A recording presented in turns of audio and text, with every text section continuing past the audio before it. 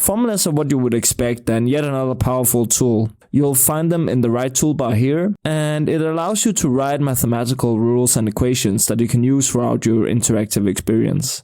To use a formula, you create a new set here, add some simple math for this example, and call it something easy to remember.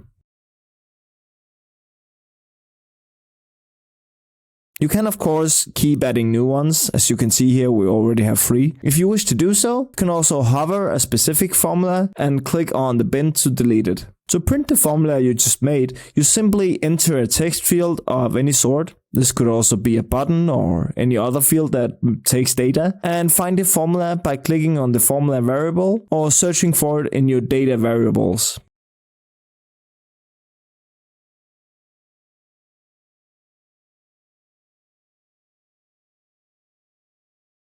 You can also add more complex logic and use data fields modified by the user. Like you'll see here, I can enter a value in any input field and the formula is instantly updated.